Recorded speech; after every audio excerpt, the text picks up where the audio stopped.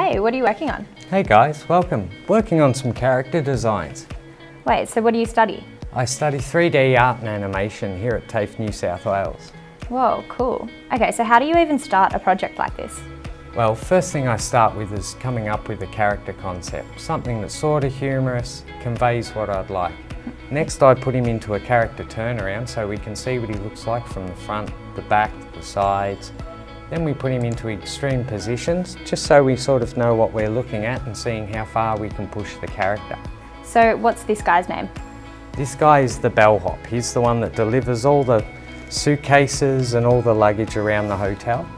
And this is a marionette we've created just so we can see in 3D space how much room he'll take up, the way he'll bend, what he'll look like in comparison to the environment around him. That's really cool. So how does a course work? Well, it goes for 3 years. The first year is a generalised year, so we cover everything from storyboards right through to concept design, rendering, which is the final output, and everything in between, which is creating skeletons in the actual character himself in the 3D world. Okay, so do you pick a specialty?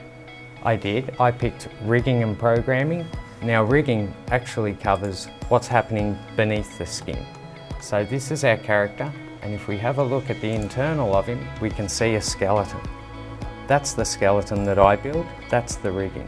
I also add on handles, and now it works like a marionette. Let me bring the colour back. There we go. And we're able to manipulate the character, and we can record all these movements to get a nice walk cycle. Wow. And have him working however we wish. So how do you limit what players might do to your character in a game, for example? That's up to us as riggers. We've got the capability to enter all these figures and data, all the mathematics and the science behind it, and we learn what the limitations are of the real human body, and we're able to apply that so that way the animators themselves can't break it, or the game players can't break it while it's in game. Do you need to be good at math or science then to do this course? Not necessarily. I began perhaps a little bit lower than some in maths, but I've found it's propelled me a lot further than I ever thought possible, and now, as I say, I've become a rigger and programmer myself, so anything is possible. So what does a finished project look like? Let's have a look.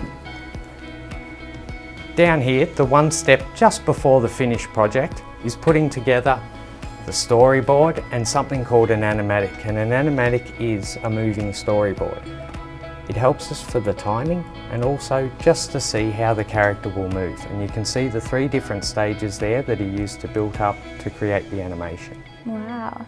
If we look over here, we have a final render, and the final render is a photo that's incredibly detailed using weight maps and specular maps, which are different layers that are added to give it texture and a really realistic final look. So where do you see this kind of animation work? At the moment, this animation could be used absolutely anywhere. Don't be fooled, it's not just for big budget movies. We use it in television, we use it in simulations, we use it for practices for people like doctors in the army, in the services, any sort of place where someone is unable to get to a certain place, say for example surgery or flying aeroplanes, where they wish to have a practice at it and hone their skills. Here is a range of ex-students that have gone on to go into the industry and work on some very famous movies that people may be familiar with. Deadpool, Civil War, which are all the Marvel movies. We also go for full-on animations like the Angry Birds movies, which are 100% animated, no live footage at all. And these are all movies that TAFE graduates have worked on? Yes, and this is the sort of direction, if we choose, we can go for.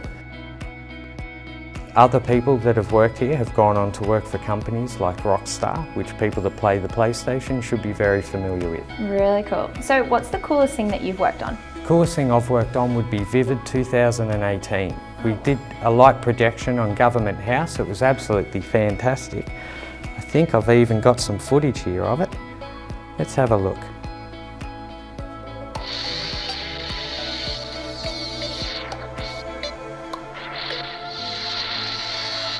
So do you do much with VR? We do. TAFE New South Wales is leading the way for the VR. How so?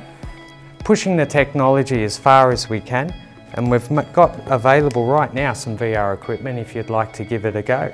Yes, please. What are they?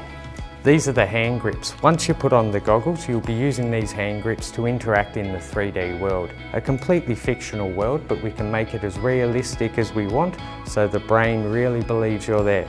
These will be the devices that you would use instead of your hands in the 3D world. So if you need to pick something up, put it down, swing a sword, break a wall, these will be the things that do that for you. Do you want to have a go? Yes, please. What's that? Next is the headset. This is the thing that will place you inside, just like a very realistic dream, something you can interact with. We've got the speakers on the side, and once all your senses are covered, you will really believe you're there. Have a go and tell me what you think.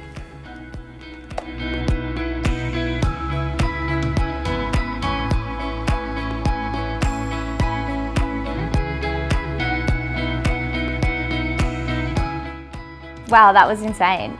Well, we should Lots probably of let fun. you get back to your project. Thank you very much. Thank you.